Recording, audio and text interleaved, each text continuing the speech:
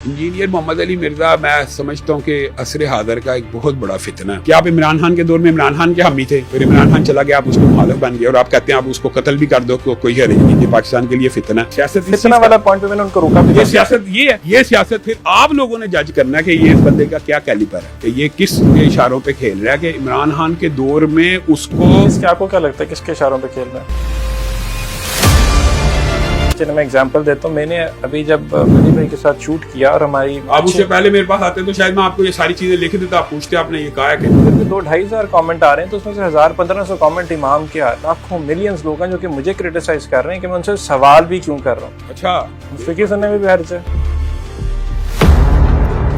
اب آپ سمجھ رہے ہیں، اب آپ کو میں نے تو کلپ ان کے ابھی بلکہ احمد فضان کی پوڈ کاسٹ میں ان کا پورا سوال ہے، ان کے کلپ بہت زیادہ چلا، اس نے ایز اٹ از سوال کیا جسے میری اب آپ سمجھ لیں اس لیے فالوورشپ ہوتی ہے، جس بندے کے مذہب اور دین میں موسیقی حلال ہے آپ اسے دلیل مانگیں گے، کوئی دلیل دیتا، مثال دے رہا ہوں، آج کے بعد ایک دلیل صرف آپ یاد کر دیں ہمیشہ کے لیے کافی ہے۔ کٹے کیوں نہیں ویسے بیٹھتے جسٹ بائی دی وے آپ بٹھا دیں، آپ بٹھا دیں۔ میں آن ایئر کہنا چاہوں گا، لیکن مطلب اٹس اے ریکویسٹ کہ آپ لوگ بیٹھیں تو آپ ڈفرنس، آپ آئی سی ٹالرنس ان یو، آپ نے کہا میں کہتا ہوں آپ میرے ساتھ بٹھا دیں، میں میرا موقف ہے کہ چہرے کا پردہ ہے، ان کا موقف ہے ہی نہیں، گاندھی صاحب اور ان کا کہ ہے ہی نہیں ہے، یہ باتیں بنی علی بھائی کے پولیٹیکل اوپینینز کے اوپر وہ بنتی بھی تھی، میری بنے وہ بھی کر لیں، وہ بھی غلط ہے، بائی پولر ڈس آرڈر کا شکار ہونا اس کا ہر اللہ معاف کرے، آپ کی بہت بڑی پوزیشن ہے، وہ ہمارے صحابہ کے بارے میں وہ تابعین کے بارے میں polar disorder engineer Muhammad Ali Mirza کو کرا دیا آپ نے۔ میں کہتا ہوں وہ اگر آپ کو کہیں ثابت کریں، آپ کو میں آپ کو ثابت کر دوں گا۔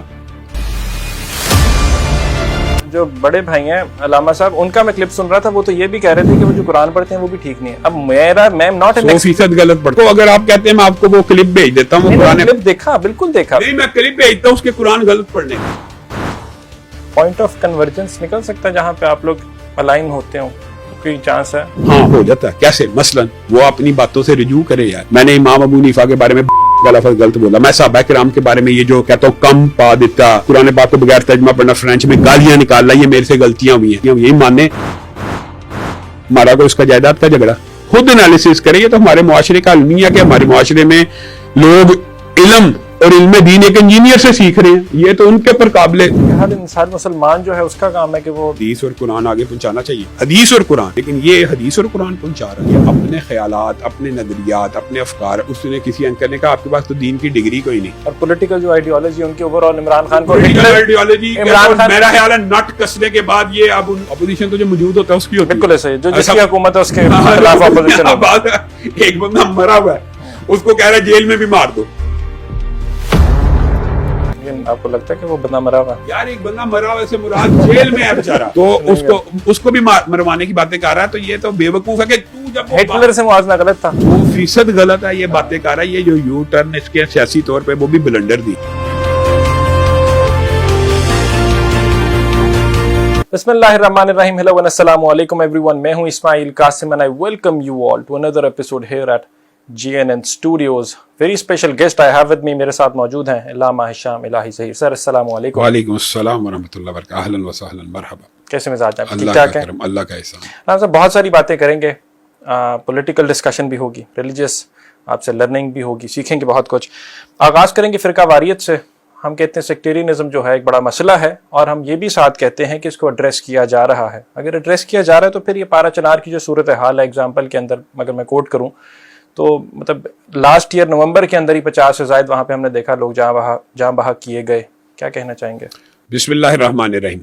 اسماعیل بھائی، بنیادی طور پہ یہ تو آپ نے بڑا ایک وسیع تر سوال کر لیا ہے، لیکن بہرحال یہ بھی معاشرے کو اس بارے میں ایڈریس کرنے کی ضرورت ہے۔ فرقہ واریت معاشرے میں ہے، اس کو بندہ ڈینائی کرے یہ کوئی عقل مندی کی بات نہیں۔ پہلی بات ہے مصیبت کو جب تک ہم نامینیٹ نہیں کریں گے ہم اس کا حل نہیں سوچ سکیں۔ فرقہ واریت کیسے ہے یہ بھی سوچنے کی ضرورت ہے، فرقہ واریت کہتے کس کو ہیں یہ بھی سوچنے کی ضرورت ہے۔ فرقہ واریت تو اگر اس طرح کی ہو کہ میں اپنے مسلک کے عقائد کے اوپر اپنے نظریات کے مطابق قرآن و سنت کی انٹرپریٹیشن جو میں کرتا ہوں وہ امپلیمنٹ کرتا ہوں اپنے اوپر اور معاشرے کو اس کی دعوت دیتا ہوں، تو اس فرقہ واریت میں کسی قسم کا کسی کو اعتراض نہیں ہوتا۔ فرقہ واریت قابل اعتراض کب بنتی ہے؟ جب آپ اپنے نظریات کو امپلیمنٹ کریں زبردستی کسی دوسرے کے سر کے اوپر، یا اس طرح، یا دوسری بات یہ آپ کسی کے فرقے کی مقدسات کی توہین کریں۔ مثلاً میں جس چیز کی طرف آپ نے اشارہ کیا ہے وہ تو ہمارے معاشرے میں 100% ایگزسٹ کرتی ہے. ہمارا اہل تشیع سے روافض سے ایک عرصے سے مطالبہ یہ ہے کہ آپ مقدسات اہل سنت کی توہین چھوڑ دیں, اسی وقت فرقہ واریت ختم ہو جائے گی. اور اگر آپ یہ سمجھتے ہیں اہل سنت میں سے کوئی شخص بھی اہل بیت کی توہین کرتا ہے تو ہم اہل سنت کے نمائندے ہو کے آپ کو کہتے ہیں کہ اہل بیت کی توہین کرنے والے کی بھی زبان کو کاٹ ڈالا جائے. لیکن ہم آپ سے یہ مطالبہ بھی کرتے ہیں کہ پھر سیدنا ابو بکر سے لے کے سیدنا امیر معاویہ سے لے کے سیدنا ابو سفیان تک یہ مقدسات اہل سنت ہیں. آپ ان کو نہیں اچھا مانتے, آپ اپنے گھر میں نہ مانیں, ایک میں بات کر رہا ہوں, آپ نہ مانیں, لیکن اگر آپ معاشرے میں نکل کے ان کو برا بلا کہیں گے, کسی صحابی رسول کو, کسی امہات المومنین کو, تو یہ فرقہ واریت کی ایک نیکسٹ لیول سٹیج ہے, اس کا ریئیکشن آئے گا. مثال دے رہا ہوں, حضرت ابو بکر ہیں اہل سنت کے مقدسات میں سے, کسی اہل تشیع کے نظر میں یا روافض کی نظر میں وہ برے ہیں, وہ اپنے گھر میں سوچتا رہے گا کوئی فرقہ واریت پھیلے گی؟ نہیں پھیلے گی. اگر وہ باہر آ کے کہے گا کہ ابو بکر بے ایمان ہے معاذ اللہ, تو فرقہ واریت اسی ٹائم پھیل جائے گی. سمجھ رہے ہیں؟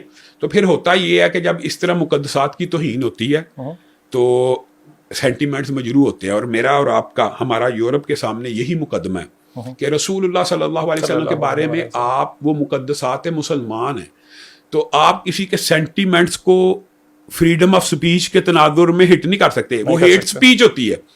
تو لوگوں کے مقدسات کو اگر چھیڑا نہ جائے تو ایسی فرقہ واریت میں سمجھتا ہوں کوئی بھی حرج بھی نہیں ہوتا. اپنے تبلیغ ہوتی ہے, اپنے عقائد کی تبلیغ ہے. مثال دینا, اہل حدیث اسکول آف تھاٹ کچھ چیزیں اپنے سمجھتا اس کی تبلیغ کرتا ہے, یہ فرقہ واریت نہیں ہے. یا بریلوی کسی چیز کی تبلیغ کرتے ہیں, یہ فرقہ واریت نہیں ہے. یا دیوبندی کرتے ہیں, یہ فرقہ واریت نہیں. ہاں, لیکن اگر کوئی اہل حدیث بریلویوں کے مقدسات کو ہٹ کرے گا, ان کو ایسی لینگویج یوز کرے گا, تو یہ فرقہ واریت ہے.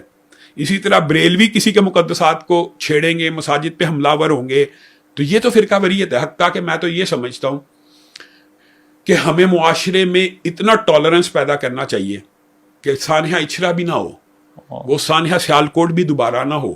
ہوتا کیا موب مینٹیلٹی ہے معاشرے کے اندر, ایک بندہ اٹھتا ہے, وہ کہتا ہے یار فلاں نے توہین کر دی, توہین قرآن کر دی ہے. اب آپ نے جج کیا اس نے کی ہے یا نہیں کی, یا آپ سمجھتے ہیں کوئی مسلمان فرقہ ایسا بھی ہے جو توہین قرآن کرتا ہو؟ وہ تو مسلمان ہی نہیں رہے گا. بالکل تو کسی کے علماء کے بارے میں یہ کہنا کہ اہل حدیث کے عالم نے توہین قرآن کی ہے یا دیوبندیوں کے عالم نے توہین قرآن کی ہے, یہ نہیں ہونا چاہیے. تو میں یہ سمجھتا ہوں ٹالرنس کا لیول جو ہے نا, اس کو بڑھانا چاہیے معاشرے میں. ٹالرنس کا لیول اگر بڑھتا جائے گا تو فرقہ واریت ختم ہو جائے گی. نہیں, جواب بڑا اچھا آپ کا, لیکن ایسا ہوا کیوں نہیں, پاسبل کیوں نہیں ہو سکا؟ مطلب علماء کرام کی اگر میں بات کروں تو وہ کیوں اب تک ناکام رہے ہیں اس کو ایڈریس کرنے کے لیے؟ میں یہ سمجھتا ہوں کہ یہ بہت زیادہ ناکامی بھی نہیں ہے. یہ اسماعیل بھائی اس میں کچھ ایگزیجریشن ہے. جو پہلے آپ نے سوال کیا میں مانتا ہوں ایگزسٹ کرتی ہے, لیکن اگر آپ اس کو ایگزیجریٹ کریں گے کہ کیا سیاسی جو آپ بتائیں کہ سیاسی اختلاف کی بنیاد کے اوپر جو معاشرے میں ہمارے پاکستان میں قتل قتال ہوئے ہیں, کیا فرقہ واریت میں اتنے ہوئے ہیں؟ ان کی بات نہیں کر رہا میں, فرقہ واریت کے اعتبار سے جس کو آپ ایگزیجریشن کہہ رہے ہیں اس کے 2007 سے اگر میں تھوڑا پیچھے بھی لے جاؤں 2011 کے درمیان, میرے والد صاحب خود اسی کے شکار ہوئے ہیں, شہید ہوئے ہیں, بم بلاسٹ. ہم کہتے ہیں ایگزسٹ کرتی ہے, لیکن بہت زیادہ اگر آپ اس کو کہیں گے نا, مثال دے رہا ہوں آپ کے اور میرے بچپن میں, میرا خیال ہے آپ کا بہت بڑا پن ہے کہ آپ کے والد صاحب کی شہادت کے باوجود آپ اس چیز کو تو پھر میں وکٹمز میں سے ہیں. میں جاتا ہوں سندھ کے اندر کراچی میں ہر روز 40 قتل ہوتے تھے, ہر روز. وہ فرقہ وارانہ قتل تھے کہ سیاسی قتل تھے؟ ایم کیو ایم کے دور میں, الطاف حسین کے دور میں کراچی میں ڈفرنس تو ہے. بات سمجھے. تو آج جو معاشرے میں جو آپ پولرائزیشن دیکھ رہے ہیں, حقیقت میں تجزیہ کرنا, پی ٹی آئی اور نون لیگ کا یا پی ٹی آئی اور دیگر جماعتوں کا جو آپس میں کلیش ہے وہ کس سطح کا ہے, اس کے اندر کافی گریو ہے. ہاں, تو پھر بات یہ ہے, میں یہ نہیں کہتا کہ فرقہ واریت میں ہیں, اور آپ کا یہ سوال بھی درست ہے علماء اس کو کیوں نہیں ایڈریس کر سکے. مثال دے رہا ہوں, اس کو ایڈریس نہ کرنے کی ایک وجہ یہ ہے, میں کہتا ہوں, میرا مطالبہ ہے لیٹس سپوز کہ میں بریلویوں کو کہتا ہوں کہ اللہ کے بندو اہل حدیث مساجد بننے دو. اگر کوئی مسجد بن جاتی ہے, غیر مسلم کو بھی عبادت کا حق ہے, تو یہ جو مطالبہ ہے یہ انہوں نے اس بارے کے اوپر غور کرنا ہے کہ کیا بنانے دینی چاہیے یا نہیں دینی چاہیے. مثال دے رہا ہوں, سب سے زیادہ, اب بات آپ نے کر دی ہے تو میں کہنا چاہتا ہوں, سب سے زیادہ توہین رسالت کے, توہین قرآن کے مقدمے اہل حدیث اور دیوبندیوں پہ ہوتے ہیں. اور کن کی طرف سے ہوتے ہیں؟ بریلویوں کی طرف سے. آپ مجھے ایمانداری سے بتائیں, کوئی اہل حدیث عالم دین ہو وہ قرآن پاک کو توہین کی نظر سے جلاتا ہے؟ وہ بیچارے نے بسیدہ اوراق نورانی قاعدے کے جلا دیے, تو یہ ایک موب مینٹیلٹی کھڑی ہو جاتی ہے جی وہابیاں دے عالم دین نے قرآن جلاتا ہے. آپ اہل حدیث اسکول آف تھاٹ سے دکھائیں کہ کبھی کسی کے اوپر اس طرح کا الزام لگاؤ یا کبھی فرقہ واریت کو ہوا دی ہو. کوئی ایک واقعہ آپ اہل حدیث کی جانب سے اگر شو کریں گے, میں اس کو آن کروں گا, میں اس کا ذمہ دار ہوں گا. اس لحاظ سے میں آپ کو بتاؤں, ہم 100% کامیاب ہوئے اہل حدیث اسکول آف تھاٹ کو فرقہ واریت سے دور رکھنے میں. میں یہ سمجھتا ہوں یہ کریڈٹ اہل حدیث علماء کو دینا چاہیے کہ اہل حدیث علماء میں فرقہ واریت 0% بھی موجود نہیں ہے. آپ کوئی ایک مسجد بریلویوں کی دکھا دیں جس کے اوپر اہل حدیث نے سٹے بھی لیا ہو یا اس کو روکنے کی بھی کوشش کی ہو, آپ کو کبھی نہیں نظر آئے گا. لیکن آپ اہل حدیث مساجد میں آپ کو لاہور میں 24 دکھا دیتا ہوں جن کے اوپر سٹے لیا ہوا ہے کہ یہاں پہ اہل حدیث کو سجدہ کرنے کا حق نہیں. یہ مسائل ہیں. تو ہم تو یہ سمجھتے ہیں ہم تو 100% کامیاب ہوئے ہیں, اور ہم یہ چاہتے ہیں کہ وہ لوگ بھی اپنے دلوں کو فراخ کریں. یار کلمہ گو مسلمانوں کے لیے, رسول اللہ نے تو غیر مسلموں کو بھی عبادت کا حق دیا ہے. تو یہ فرقہ واریت کی یہ جو سٹیج ہے نا, یہ قابل قبول ہے. سلوشن آپ کے خیال میں, اگر میں پارا چنار کی اگزامپل کوٹ کروں, 300 سے زائد گھروں کو نقل مکانی کرنی پڑی. وہاں پہ ہم ادویات کی اگر بات کرتے ہیں, ان کی 22-30 بچے تھے جن کو مطلب شہید ہو گئے وہ بچے, کیونکہ ادویات نہیں پہنچ سکے جب راستہ کٹ کیا گیا تھا. تو اس سلوشن کا سلوشن کیا نکلے گا؟ وہ جو سلوشن ہے اس کو میں نے پہلے پیش کیا. وہ جو فسادات ہے نا, اس کے پیچھے 2 عناصر. ایک بات, چلے آپ جائیداد کے جھگڑے کو نکال دیں, آپ چونکہ فرقہ واریت کو ایڈریس کر رہے ہیں, میں اس کی کو ایڈریس کرتا ہوں. وہاں جو جھگڑا ہے نا وہ مقدسات کی توہین کا ہے, یہ بات یاد رکھیں. جو ہاف اسپیشل پارا چنار اور کرم ایجنسی کی جو بات کرتے ہیں, اگر وہاں سے ایک بندہ اٹھے, وہی بات ہے وہ کہ ابو بکر بے ایمان تھے, تو یہ بات اہل سنت نہیں گوارا کرتے. یار یہ آبویس بات ہے, ٹھیک ہے. اور اگر ہم میں سے کوئی خدا نخواستہ اٹھے اور سیدنا علی کو برا بلا کے, یا امام زین العابدین یا اہل بیت میں سے کسی کو برا بلا کے, وہ بھی نہیں برداشت کریں گے.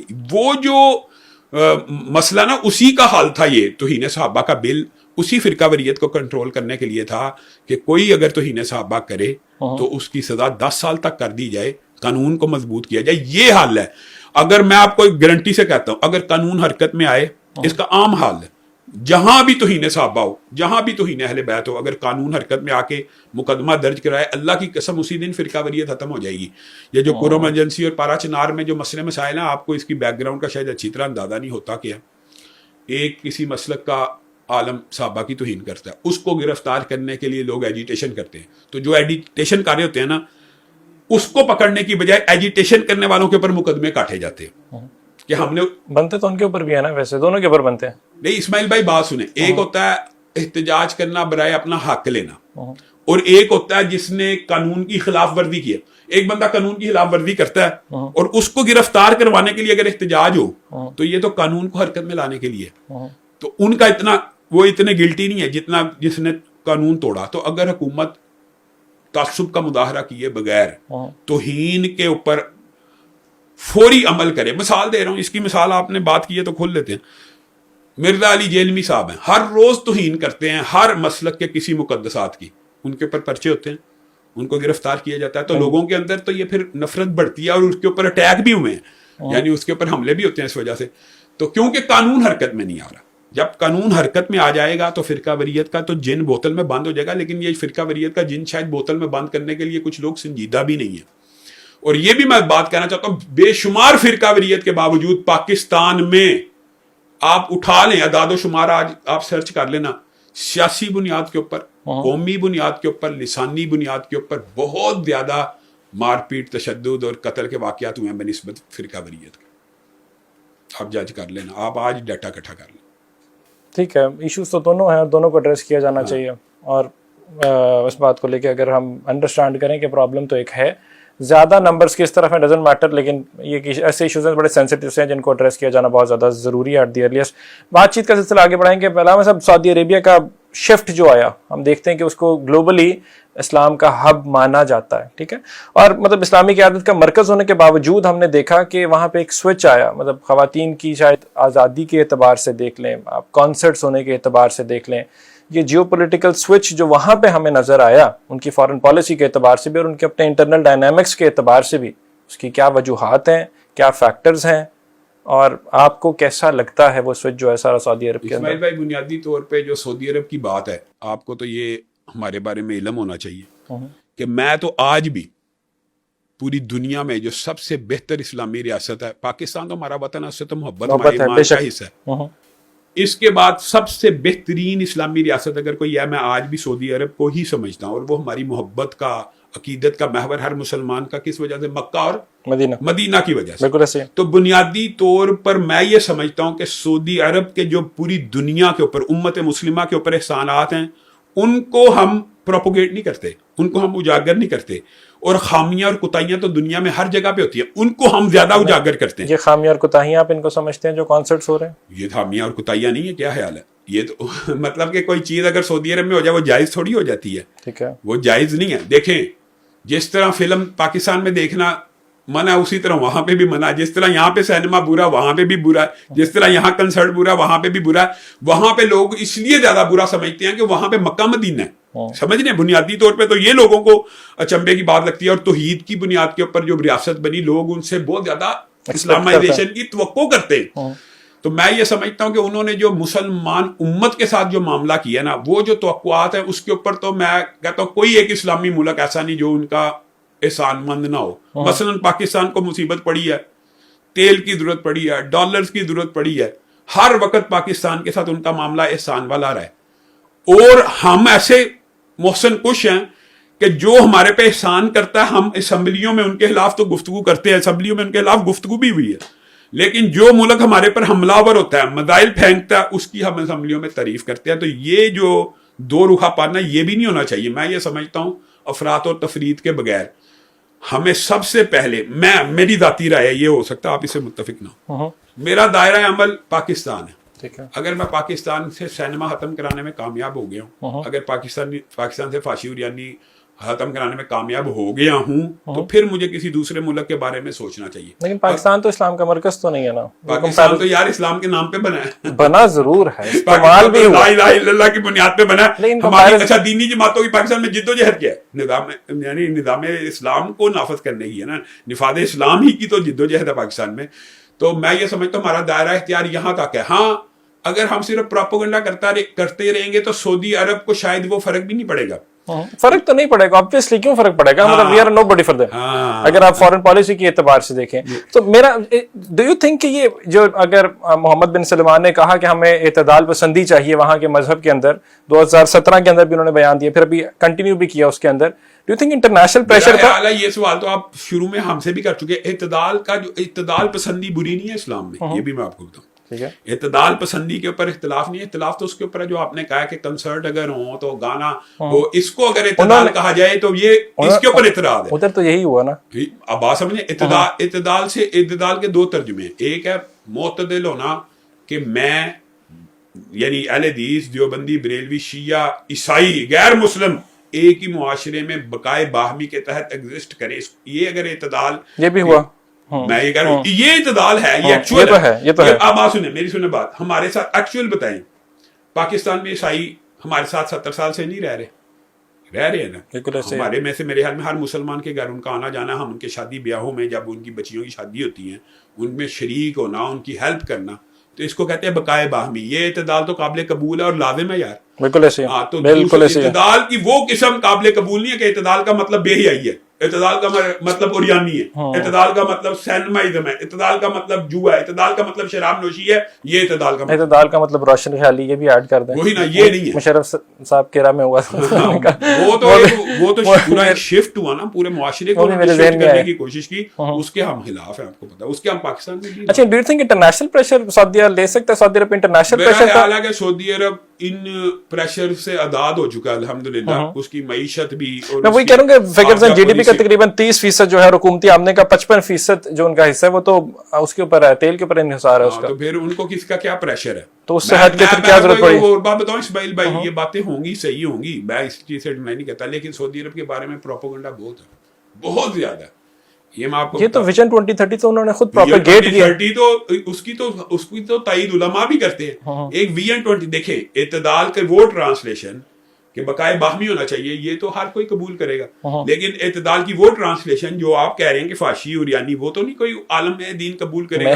نہیں کہہ رہا، نہیں مطلب وہ جو پرسیپشن ہے، جو پرسیپشن ہے، پروپیگنڈا. میں یہ سمجھتا ہوں یہ ایکچوئل نہیں ہے. کچھ عرصے بعد آپ کو پتا چل جائے گا یہ پروپیگنڈا زیادہ ہے، یہ پروپیگنڈا زیادہ ہے. لیکن ایکچوئل میں آپ مجھے بتائیں 50 साल से ये प्रोपेगेंडा चला। नहीं, आप जब कहते हैं कि वेन्यू से कि प्रोपेगेंडा है, इसका क्या मतलब है कि हो नहीं रहे कॉन्सर्ट्स, या वैसे लिबरल जो हमें एलिमेंट पहले नजर नहीं आता था वो नजर नहीं आ रहा? मैं ये कहता हूं कि प्रोपेगेंडा ये है कि बहुत एक्सट्रीम हो गया ये प्रोपेगेंडा, कुछ ना कुछ तो मॉडरेशन हुई होगी उसकी खैर है। नहीं, खैर नहीं है वो तो, आप फैशियर यानी कि तो यार खैर तो नहीं ना होती। ठीक है, मेक सेंस। आपने अलामा साहब अभी मजहबी जमातों का कहा कि पाकिस्तान के अंदर जो इस्लाम के बका के लिए सारी जिंदगी भी आपने कहा उनका काम ही ये मकसद ही ये रहा है, तो मजहबी जमातों का अगर हवाला आ गया तो मजहबी जमातों का इस्टेब्लिशमेंट के साथ जो ताल्लुक है अगर हम उसको डिस्कस करें थोड़ा सा, बिकॉज एक ओपिनियन है कि इस्टेब्लिशमेंट इस्तेमाल करती है मजहबी जमातों को, जब ज़रूरत पड़ती है तो उनको सामने ला के मोबिलाइज होने देती है, जब ज़रूरत नहीं पड़ती है उनको अलहदा कर देती है, फिर वो आवाज़ उठाते हैं जमहूरियत की, फिर वो आवाज़ उठाते हैं नफाज इस्लाम की। इस्माइल भाई ये जो आपने बात की है ये तो आपने एक बड़ा वसी चैप्टर खोल दिया, लेकिन मैं आपको सच्ची बात बताता हूँ सिद्ध के दिल से, एस्टेब्लिशमेंट को अगर सबसे टफ टाइम दिया तो मजहबी जमातों ने दिया, और सबसे लेट जो बंदा, मैं आपको अब आपने बात की है तो मैं करने लगा, सबसे ज्यादा मजबूत असाब जो होते हैं ना वो एक किसी मजहबी दीनी रहनुमा के होते हैं, ये बात भी याद रखें, क्योंकि उसके लिए मतबा नज़र आखिरत होती है और उसको दुनियावी मफादात का इतना ज़ौक शौक भी नहीं होता, और वो चूंकि दीन की बुनियाद पे कारा होता है उसको तोड़ना ज़्यादा मुश्किल होता है, उसको झुकाना ज़्यादा मुश्किल होता है। और आप ज़ियाउल हक के दौर की देख लें, मिसाल दे रहा हूँ, ज़ियाउल हक के दौर से आप देखें, ज़ियाउल हक के दौर की जो अपोजिशन थी, अल्लामा एहसान ज़हीर और मौलाना फजलुर रहमान, उस दौर में भी अपोजिशन थे ना, बिल्कुल अपोजिशन थे, उन्होंने आवाज उठाई, हाँ, तो पूरी जहाद की। हाँ, तो फिर असल मसला ये है कि मैं ये समझता हूँ जो बात आप कहते हैं बीच में से कुछ मजहबी तबकात होते हैं, देखें एस्टेब्लिशमेंट हमारे मुल्क की होती है ना, वो कोई गैर मुल्क की तो नहीं है, तो अगर वो इस्तेमाल करते तो इस्तेमाल नहीं होता ही। अब आप जिस चीज को इस्तेमाल करना कह रहे हैं उसको भी मैं खोल के बयान करता हूँ, मिसाल दे खुल के मैं चाह रहा हूँ कि थोड़ी सी खोल के बयान, एक्सप्लेनेशन तो मिले ना, एक्सप्लेनेशन मिले थोड़ी सी। मिसाल दे रहा हूँ, आज मैं समझता हूँ कि अहले हदीस की हक तलफी हो रही है और मैं एहतजाज करता हूँ, ठीक है, और उस एहतजाज के नतीजे में एस्टेब्लिशमेंट मुझे कहती है आपके जो मुतालबात हम मान लेते हैं, तो फिर हमें पीछे हटना चाहिए कि फिर भी लड़ना चाहिए? पीछे हटना चाहिए। अब आप बात समझिए, इस अमल को, इस प्रोसेस को पूरा समझा जाता है। लेकिन मैं एग्जांपल के तौर पे कोट करता हूँ, 2017 के अंदर जब टीएलपी ने धरना दिया, एहतजाज किया, तो उस टाइम उस वक्त के वजीर कानून ने रेजिग्नेशन लिया, तब वो हटे, क्योंकि उस टाइम एस्टेब्लिशमेंट की बैकिंग बताया जाता है हासिल थी। लेकिन अगर हम वापस दुरुस्त है, ये दुरुस्त है, और यही चीज जब दोबारा टीएलपी का 2021 के अंदर फ्रांसीसी उनका जो सफीर था कि उसको मुल्क बदरी का मुतालबा किया, तो वो पूरा नहीं हुआ, और उस टाइम के लिए हमने देखा कि हुकूमत ने उन पर पाबंदी आयद कर दी, और उस टाइम क्योंकि एस्टेब्लिशमेंट कहा यह जाता है कि ये चाहती थी। मैं आपको एक बात बताता हूँ, ये भी होता है मुतालबे तो मैं आपको बताता हूँ, ये सवाल तो वैसे आपको टीएलपी से करना चाहिए, लेकिन मैं मजहबी जमातों के एतबार से मेरे पास तो होने के, मैं आपको एक बात बताता हूँ, होता क्या ये होता है, प्रेशर बिल्ड करना, असाब की जंग।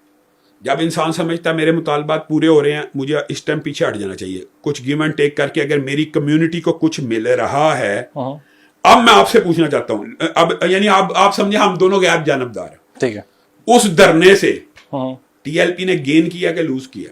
किस वाले से? 2017 के उस टाइम तो टीएलपी की वो बड़ी पावर बन गई, उन्होंने जो गेन करना, हम मेरे ख्याल में इससे ज्यादा गेन की और इससे ज्यादा नेगोशिएशन की गुंजाइश ही नहीं थी मुआशरे में। और 2021 में अब आपने गैर जानबदार होकर बताया, हाँ, मैं आपको यही 2021 में उन्होंने गेन किया या लूज किया? मैंने आपको यही बात कही, मैं कहता हूँ वो एक लाश शही से, यानी कुछ भी नहीं थी, तो एस्टेब्लिशमेंट के साथ उन्होंने अपने हकूक, मिसाल दे रहा हूँ, बरेलवीज़म को लगा लें कि उन्होंने कहा कि हमें भी पावर मिले, हम भी मेन स्ट्रीट पॉलिटिक्स में आए, हम भी दीगर पॉलिटिकल पार्टी, उन्होंने एक मूव खेली, मैं कहता हूँ एस्टेब्लिशमेंट से मिलके खेली, मैं एग्री करता हूँ, लेट्स सपोज, लेकिन उन्होंने गेन किया एक्चुअल वोट बड़ी जमात बन के उधर, वोट एस्टेब्लिशमेंट नहीं दिलवा सकती सारे, 19-20 तो कर लेती है, उन्होंने गेन किया, कभी कभी दिलवा भी लेती है, हाँ, 19-20 तो कर ही लेती है, उन्होंने वोट गेन किया। अब ये जो इन्होंने अपने उनके लीडर की ये बात, उसने सोचा कि मैं मैक्सिमम इस वक्त में यही गेन कर सकता हूं 2021 में, और इसके बाद मेरे पास गेन करने के लिए कुछ नहीं, वो बैक हो गया, बैक उन पे तो पाबंदी आयद होगी उन पे, वो तो राना सनाउल्लाह के दौर में उनके ऊपर, यानी राना 2021 की बात कर रहा हूं मैं, वो मेरे ख्याल में उनकी 4th शेड्यूल और पूरी जमात को कलअदम करा दिया, मैं वही बात कर रहा हूँ ना, तो उस टाइम तो कुछ गेन नहीं किया उन्होंने, तो एस्टेब्लिशमेंट ने शायद उस टाइम यूज नहीं था उनका, तो एस्टेब्लिशमेंट पीछे हट गई शायद, for the sake of argument हम कह रहे हैं, ठीक है, एक सवालिया निशान है एंड के ऊपर। नहीं, दुरुस्त आप कह रहे हैं, मैं तो ये बात समझता हूं कि میں اگر آپ میری ذاتی رائے پوچھتے ہیں تو اسٹیبلشمنٹ کو تو معاشرے کی بقائے باہمی کے لیے جتھا ازم کو فروغ ہی نہیں دینا چاہیے. میں ذاتی اب میری رائے پوچھ رہا ہوں, میں تو جتھا ازم کو اس طرح دستے کو اور اس طرح بار بار, یہ تو بات مولانا فضل الرحمان بھی بارہا کہتے رہے کہ آپ یہ سمجھتے ہیں اگر یہ دھرنا لے کے آ رہے ہیں تو ہم لاکھوں بندے نہیں لا سکتے. مثال دے رہا ہوں, لائے 2019 میں لائے ہے نا. تو میں آپ کو ایک بات بتاتا ہوں, آپ مجھے کہ یعنی اسٹیبلشمنٹ کال کو میرے سے مطالبہ کرتی ہے 1 لاکھ بندہ لے آؤ اور آپ اتنا گین کر لیں گے. میں مثال دے رہا ہوں, تو 1 لاکھ بندہ اکٹھا کرنا ایک دن کا ٹاسک مثال آپ کو کہتے ہیں 1 لاکھ, ایک دن کا ٹاسک ہے, ایک دن کا ٹاسک ہے. ایک دن میں ہم 1 لاکھ بندہ اکٹھا کر سکتے ہیں ایک دن میں. ویسے کریں اگر موقع کہے تو. مثال دے رہا ہوں, اگر مجھے حقوق نہ مل رہے ہوں میری کمیونٹی کو تو اکٹھا کرنا پڑے گا کہ نہیں, یہ بتائیں, کرنا چاہیے کہ نہیں. یہ آپ اصل میں مذہبی جماعتوں کی پولیٹکس کو بھی سمجھا کریں. ہمارے پر نا میں آپ کو بتاتا ہوں, میرے اوپر مثال دے رہا ہوں, میں آپ کو بتاتا ہوں, کئی دفعہ آپ کو یہ اندازہ نہیں تو ہمارے اوپر ہماری مسلک کے لوگوں کا کتنا پریشر, بہت پریشر ہوگا, بہت زیادہ پریشر, بہت زیادہ ہوتا ہے. 100% آپ پہ زیادہ ہوگا. اتنا زیادہ ہوتا ہے کہ جو پولیس ہے یا انتظامیہ یا ادارے ہیں وہ اس کو جج بھی نہیں کر پاتے. ہم نے ان کے جذبات کے آگے کھڑے ہو کے بند باندھنا ہوتا ہے. ہم نے ایسے ہی ہے. مسئلہ یہ ہے کہ وہ میرے سے مطالبہ کرتے ہیں کہ ہماری مسجد پہ حملہ ہوا, آپ کھڑے کیوں نہیں ہو رہے, آپ احتجاج کی کال کیوں نہیں دے رہے. وہ مذاکرات ہم نے کرنے ہوتے ہیں کہ یار یہ اب حالات خراب ہیں, یہ وہ, اس کو کہتے ہیں گیو اینڈ ٹیک. مثال دے رہا ہوں, اگر تو سنب کرتا جائے پھر وہ قوم کھڑی ہو جاتی ہے. اگر آپ کسی کو, مثال دے رہا ہوں, آج میں اپنے اوپر رکھ لوں, اگر میرے حقوق غضب ہوتے جائیں تو پھر قوم کے کہنے پہ مجھے کھڑا ہونا پڑے گا. بے شک ہونا پڑے گا, لیکن میرا سوال وہیں کا وہیں ہے, یہ کھڑا ہونا جائز ہے لیکن یہ کھڑا کسی اور کے کندھے پر ہونا جائز نہیں ہے. میں کہتا ہوں, اگر آپ یہ کہتے ہیں نا کہ میں یہ سمجھتا ہوں کہ آپ کی یہ بات 100% درست ہے کہ اگر اسٹیبلشمنٹ کے فلاں کے خلاف کھڑے ہو جاؤ, بالکل نہیں کھڑا ہونا چاہیے, اپنے حقوق کے لیے کھڑے ہونا چاہیے. یہ پوائنٹ ہے, بس یہ بات آپ کی 100% جائز ہے, درست ہے. لیکن جس کی طرف آپ اشارہ کر رہے ہیں نا, میں تو مولانا فضل الرحمان کی بات کرتا ہوں. میں یہ سمجھتا ہوں کہ مولانا فضل الرحمان اپنی کمیونٹی کا ہیرو بھی ہے, اپنی کمیونٹی کا لیڈر بھی ہے, اور وہ اپنی قوم کے تحفظ کے لیے ہمیشہ کھڑا ہوتا ہے. اور اگر آپ یہ سمجھتے ہیں کہ وہ بندہ اسٹیبلشمنٹ کی وجہ سے کھڑا ہوتا ہے, میں اس چیز کو نہیں مانتا. چلیں ٹھیک ہے, اچھی ڈبیٹ رہی اس ٹاپک کو لے کے, اسٹیبلشمنٹ اور جو مذہبی جماعتوں کا رول ہے پولیٹیکل سسٹم کے اندر. پاکستان ملٹری الائنس ملا ملٹری الائنس کا. اچھا, سنس یہ ڈبیٹ یہاں پہ چل پڑی تو میرا خیال ہے انہی کوشچنس کو لے کے آگے چلتے ہیں. موجودہ جو نظام چل رہا ہے, اوور آل پرفارمنس انڈیکیٹرز بڑے بڑھ کر سامنے آ رہے ہیں. خوش ہیں, سیٹسفائیڈ ابھی تک کی موجودہ حکومت سے چلی ہے؟ میں تو بہرحال یہ سمجھتا ہوں کہ جو پورا کا پورا نون لیگ کا بیانیہ تھا یا پیپل پارٹی کا بیانیہ تھا وہ تو زمین بوس ہو چکا. گڈ گورننس نام کی چیز ایگزسٹ ہی نہیں کرتی. آپ اگر سمجھتے ہیں کہ اشتہارات دے کے گڈ گورننس ہو جاتی ہے, صرف اشتہار ہی گڈ گورننس کی دلیل ہے, تو یہ تو آپ معاشرے میں دیکھ لیں. اس ٹائم معاشرے میں افراتفری ہے, اس ٹائم معاشرے میں مہنگائی ہے, اس ٹائم معاشرے میں عوام مایوس ہے. یہ کہہ رہے ہیں کہ اشاریے جتنے بھی ہیں وہ مہنگائی کم کے انڈیکس بتا رہے ہیں, یہ کہہ رہے ہیں. اس طرح کی باتوں سے معاشرہ نہیں چلتا. ایکچوئل جب تک یہ ڈیلیور نہیں کریں گے, ایکچوئل گڈ گورننس نظر نہیں آئے گی. میں یار آپ کو لاہور کی مثال دیتا ہوں. اسی لاہور ایک بڑا شہر ہے نا, پنجاب کا ایک قسم کا دل ہے, جہاں پہ مسئلے مسائل حل نہیں ہو رہے, فرقہ واریت کے بھی, آپسی اختلاف کے بھی. آج کسان اتحاد کے لوگ میرے پاس آئے ہوئے تھے, کسان اتحاد کے مسائل حل, مجھے بتائیں کسان کے مسئلے حل نہیں ہو رہے, ڈاکٹرز کے مسئلے حل نہیں ہو رہے, انجینئرز کے مسئلے حل نہیں ہو رہے, ہم اہل حدیثوں کی مساجد کے مسئلے حل نہیں ہو رہے. تو حل کس کے ہو رہے ہیں؟ صرف بیوروکریسی کے, صرف اعلیٰ افسران کے, اور صرف اعلیٰ جو الیٹ کلاس ہے صرف ان کے مسائل حل ہو رہے ہیں. یقین کرے عوام میں گراس روٹ لیول کے اوپر جو نفرت کی اور جو خلاف ان کے ایک عوامی فضا ہے, آپ یہ لوگ یہ جج نہیں کر پا رہے, اور یہ سمجھتے ہیں کہ صرف سنب کر کے اور صرف دھونس دھانسلی کر کے اور ڈنڈے کے زور کے اوپر شاید ہم اصل میں یہ ایکچولی عمران خان کا ووٹ کس طرح بنا ہے. یہ لوگ جو مظلوم بے بس بے کس ہے وہ عمران خان کی پارٹی میں جانے پہ مجبور ہو گئے ہیں. وہ کیا کریں, ان کو کوئی سیکنڈ آپشن نہیں نظر آ رہی. سیکنڈ آپشن ہو تو شاید اب یہ جو مظلومیت کی فضا ہے نا, یہ ساری وہ عمران خان صاحب اس کو کیش کرا رہے ہیں. یہ ایکچولی معاشرے میں جو مظلومیت ہے وہ پی ٹی آئی کی وجہ سے نہیں ہے, یہ پورا معاشرہ اس ظلم کا شکار ہے جس کی وجہ سے یہ آواز ہے. ہاں اس کو زبان خان صاحب نے دی تو لوگ اس کے پیچھے چل پڑے. لیکن آپ نے ان کے بہت زیادہ ایشوز ہائی لائٹ کیے, آپ نے اس کے اندر مینڈیٹ چوری کی بات نہیں کی, کیوں؟ مینڈیٹ تو میرے خیال میں چوری کی بات تو پرانی ہو گئی ہے پوری دنیا کو, پوری دنیا کو یار 45-47 فارم کا پتہ ہے.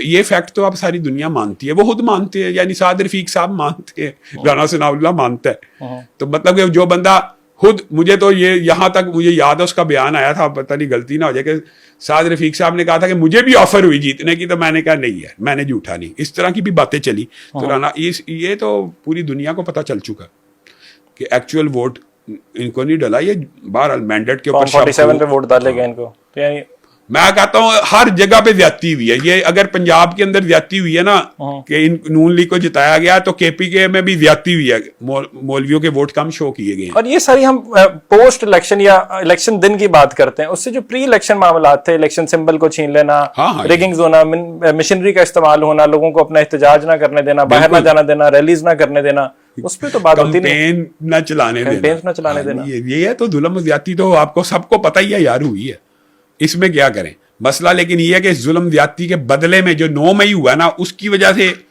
9 مئی تو پیچھے رہ گیا, میں تو الیکشنز کے اوپر آ گیا. میں ایک بات کر رہا ہوں, جو 9 مئی ہوا اس کی وجہ سے میں اور آپ سپورٹ نہیں کر پاتے, سمجھے نا, کہ یار وہ تو بہت بڑا سانیہ, وہ تو ظلم ہوا ہے, وہ تو پاکستان کے ساتھ ظلم ہے.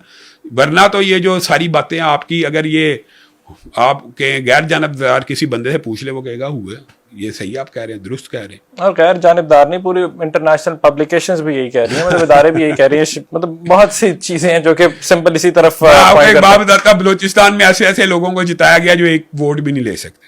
اب آپ کیا بتائیں, ایک ووٹ بھی نہ شاید. اب آپ کیسی سیٹیں جتائی گئی ہیں, یہ ایک طویل باب ہے, یعنی آپ حیران رہ جائیں گے. حتیٰ کہ جمعیت علماء اسلام کے بھی ان لوگوں کو جتایا گیا جو سردار ہیں, مولویوں کو نہیں جیتنے دیا گیا بلوچستان سے بھی. آپ بات سمجھ رہے ہیں؟ میں سمجھ رہا ہوں ویسے اس کے اندر اسلام کیا کہتا ہے, شریعت کیا کہتی ہے اس کے اندر, کہ آپ کسی اور کے مینڈیٹ چوری کر کے, ووٹ چوری کر کے اگر حکومت بنا لیں. چوری منع ہی ہے یار, چوری تو چوری ہے. اسلام میں کیا جائز ہو جاتی ہے چوری؟ جائز نہیں ہے.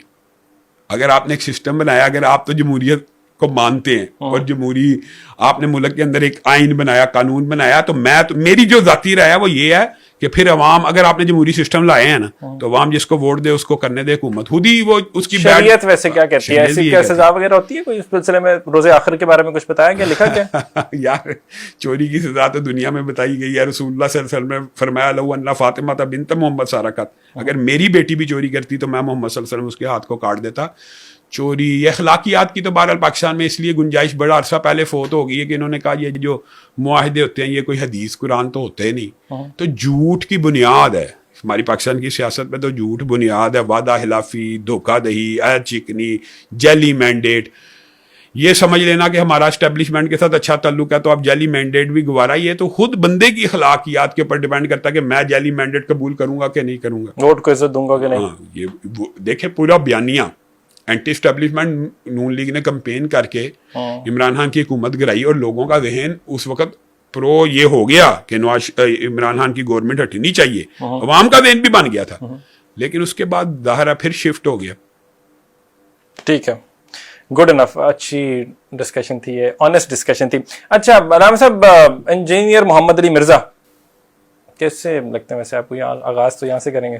انجینئر محمد علی مرزا میں سمجھتا ہوں کہ عصر حاضر کا ایک بہت بڑا فتنہ ہے, اور یعنی اگر آپ یہ کہ اس میں بھی میں غیر جانبدارانہ رائے لیتا ہوں. آپ اہل حدیث school of thought, Deobandi school of thought, Barelvi school of thought کہ جید علماء سے اس کے بارے میں رائے لے لیں. اس نے اللہ کے اوپر جھوٹ باندھے ہیں, اس نے رسول اللہ پہ جھوٹ باندھے ہیں, اس نے صحابہ کے بارے میں جھوٹ باندھے ہیں, تابعین کے بارے میں, ائمہ دین کے بارے میں. کوئی بندہ مقدسات اہل سنت کا اس بندے کے شر سے محفوظ نہیں رہا. نہیں, بہت بڑی بات نہیں, میں بہت بڑی بات کہہ رہا ہوں, میں اس کی دلیل دے دیتا. مثلا ہمارے معاشرے میں سب سے زیادہ کون سی فقہ ایگزسٹ کرتی ہے؟ فقہ حنفی کرتی ہے. ان کے جو امام ہیں وہ کون ہیں؟ امام ابو حنیفہ رحمہ اللہ. اس نے کہا ہے, ملا علی قاری کا بتا گیا کہ تہاڈا امام بھونک کے گیا. جو بندہ امام ابو حنیفہ کو کہ بھونکتا ہے, اس کے بارے میں میرا اور آپ کا, میں اہل حدیث ہوں, میں امام ابو حنیفہ مقلدین کے امام ہیں, لیکن وہ اہل سنت کے بھی امام ہیں. میں اہل حدیث ہونے کے باوجود یہ سمجھتا ہوں امام ابو حنیفہ کے بارے میں اس نے جو یہ لفظ بولا کہ وہ بھونک کے گیا ہے, یہ قابل مذمت اور مرمت نہیں ہے. کیا اداروں کو, آئین کو اور قانون کو حرکت میں نہیں آنا چاہیے؟ پاکستان کے اندر سب سے زیادہ بریلوی اور دیوبندی پائے جاتے ہیں جو دونوں فقہ حنفی سے تعلق رکھتے ہیں, اور ان کے امام کی سر عام توہین کر رہا ہے, تو قانون حرکت میں کیوں نہیں آیا؟ اگلی بات سنیں, امام ابو حنیفہ رحمہ اللہ کے بعد اس نے کہا ہے کہ تابعین رج کے جھوٹے تھے.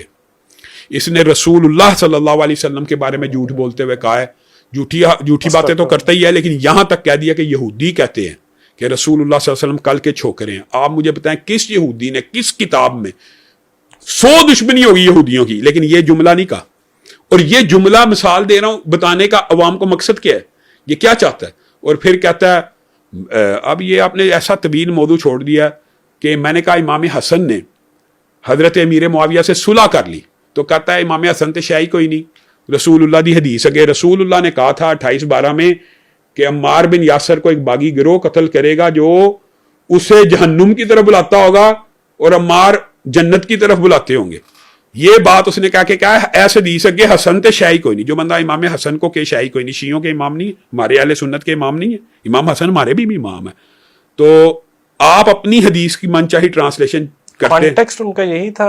یہی ایگزیکٹ بتا رہا ہوں آپ کو. میں یہ سارے اگر آپ کہتے ہیں تو آپ یہ انٹرویو کے اندر اس کی الفاظ آپ کو دے دوں گا, امام ابو حنیفہ کے بھونکنے کے بارے میں, رسول اللہ کے بارے میں کہ یہ کل کا چھوکرا یہودیوں نے کہا, اگر میں آپ کو کہ ڈائلاگ, اور یہ امام حسن کے بارے میں کہ حسن تے شاہی کوئی نہیں رسول اللہ کی حدیث کے سامنے. پھر یہ بدتمیزی اس طرح کرتا ہے نبی تے شاہی کوئی نہیں, پھر آگے سے جملہ کہتا ہے اللہ دے اگے.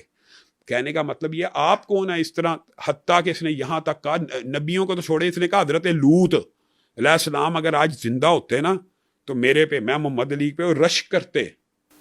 کیوں جی, میرے فالوورز 2 پوائنٹ پتہ نہیں کتنے ملین ہے اور ان کے فالوور 1 لاکھ تھے, 3 ملین کراس کر گئے اب تو. اب اندازہ کریں یہ جو ہے اس کے اوپر رش کرتے انبیاء.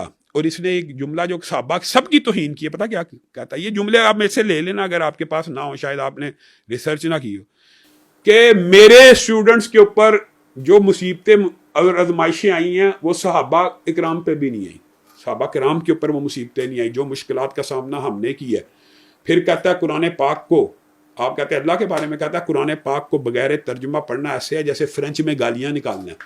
مجھے بتائیں الف لام میم اس کی کوئی ٹرانسلیشن ہے, کوئی ترجمہ ہے؟ قرآن کو ترجمے سے پڑھنا چاہیے, اقرار ہے, لیکن الف لام میم کی ٹرانسلیشن کا پتہ کسی دنیا میں بندے کو نہیں نہ پتا. تو اس الف لام میم کو پڑھنے پہ 30 نیکیاں نہیں ملتی. یہ کہتا ہے بغیر ٹرانسلیشن پڑھنا ایسے ہے جیسے فرینچ میں گالیاں نکالنا.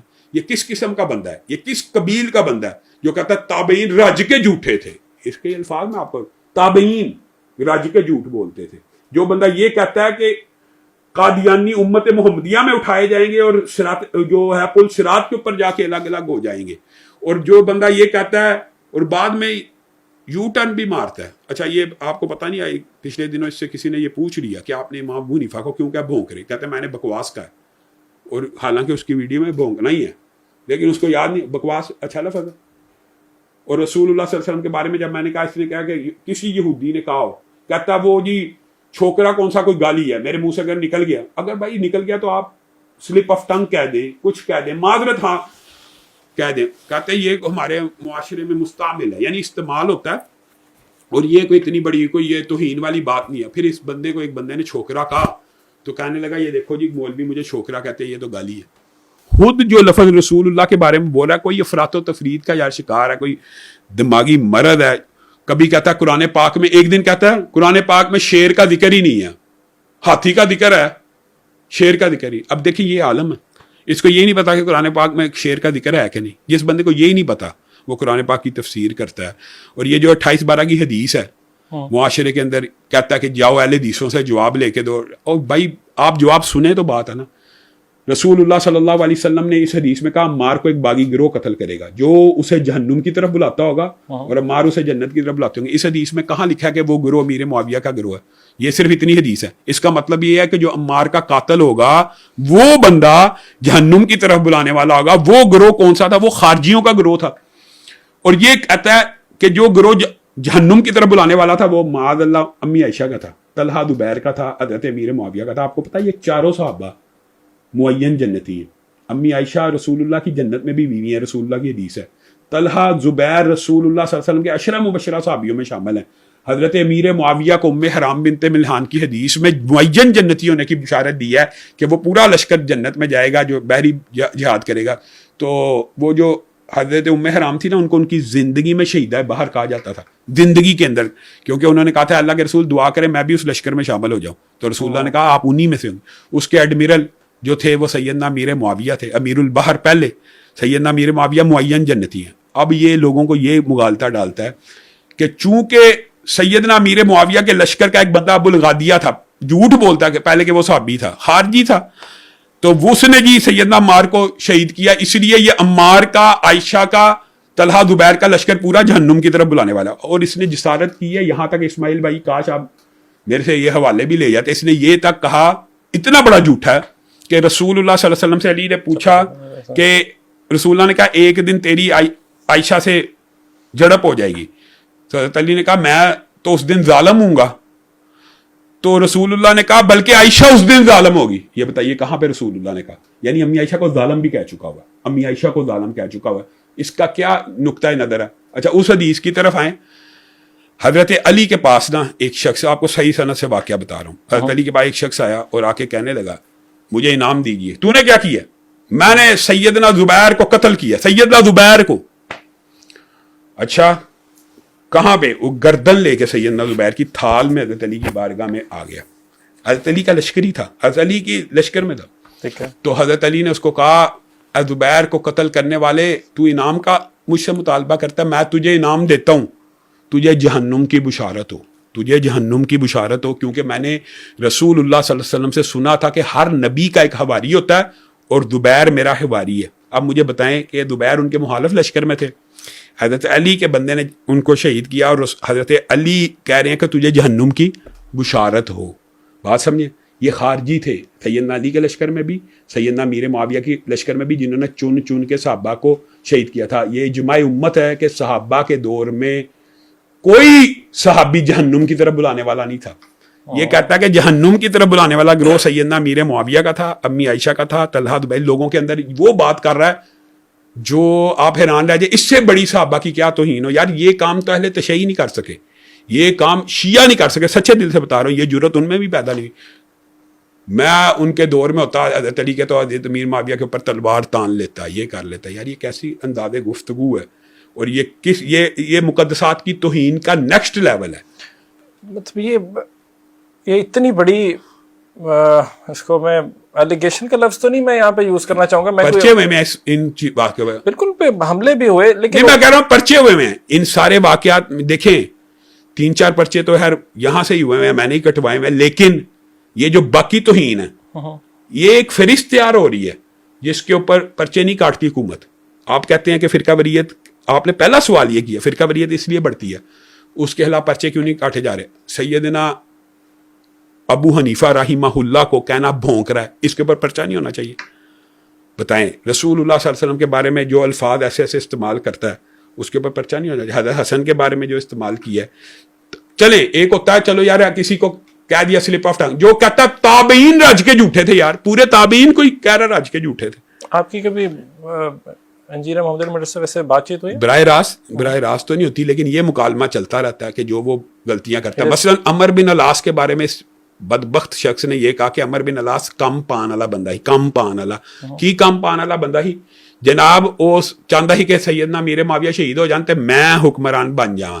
کہ انہیں بخاری شریف کہتا, بخاری شریف میں لکھا کہ سیدنا عمر بن العاص نے یہ کہا, وہ کہاں لکھا ہے؟ یار یہ سب جھوٹ بولتا ہے, لوگوں کے سامنے جھوٹ بولتا ہے, لوگ اس کی بات کے اوپر اندھا دھند جو اس کے فالوورز ہیں. اب تو ہے فالوئنگ کیسے ہو گئی پھر, مطلب کہ آپ کا خیال ہے وہ فالوورز ہیں اصلی؟ کچھ مثال دے رہا ہوں, آپ نے اس کو سبسکرائب کیا ہوا تو آپ اس کے اسٹوڈنٹ ہیں, میں نے سبسکرائب کیا ہوا تو میں اس کا اسٹوڈنٹ ہوں. وہ سمجھتا ہے یہ سارے میرے اسٹوڈنٹ ہیں. وہ اسٹوڈنٹ کا بھانڈا تو آفتاب اقبال نے اور عمران ریاض نے اچھی طرح اس کا کلیئر کر دیا. بھائی کسی کو سننے سے بندہ اسٹوڈنٹ نہیں بن جاتا. آپ مجھے سنتے ہیں تو اسٹوڈنٹ نہ بھی ہو, کریٹکس بھی ہوتے ہیں, لیکن بڑے صغیر کے اندر. اچھا دوسری بات یہ مجھے بتائیں, کسی کے فالوور ہوں گے, فالوئنگ کا ہونا کسی کے حق پہ ہونے کی دلیل نہیں ہے. آپ کے خیال میں فالوور شپ جو ہوتی ہے وہ حق پہ ہونے کی دلیل ہوتی ہے؟ نہیں, یہ قرآن کی آیات سے بھی. چلو میں ایگزامپل دیتا ہوں. میں نے ابھی جب یہ علی بھائی کے ساتھ شوٹ کیا اور ہماری, آپ اس سے پہلے میرے پاس آتے تو شاید میں آپ کو یہ ساری چیزیں لکھ دیتا, آپ پوچھتے آپ نے یہ کہا ہے کہ نہیں. ٹھیک ہے یہ بھی ہو سکتا تھا, لیکن اس کے اندر ایگزامپل کے طور پہ اگر کوئی 2-2.5 ہزار کامنٹ آ رہے ہیں تو اس میں سے 1000-1500 کامنٹ امام کے آ رہے ہیں, اس میں سے لاکھوں ملینز لوگ ہیں جو کہ مجھے کرٹیسائز کر رہے ہیں کہ میں ان سے سوال بھی کیوں کر رہا ہوں. اچھا اب اندازہ کریں تو یہ فالوورشپ جو ہوتی ہے دین احسان جو بندہ بھی لے کے آتا ہے, مثال دے رہا ہوں, آپ میرے سے آ کے سوال پوچھیں گے یار جنت میں جانے کا رستہ کیا, میں آپ کو کہوں گا یار 5 نمازیں پڑھنی پڑیں گی, 30 روزے رکھنے پڑیں گے, یہ اسلامی شرعی احکامات. جو بندہ کہے گا غامدی صاحب اور مرزا صاحب کی طرح یار موسیقی بھی سن لو تو کوئی حرج نہیں, موسیقی سننے میں بھی حرج ہے.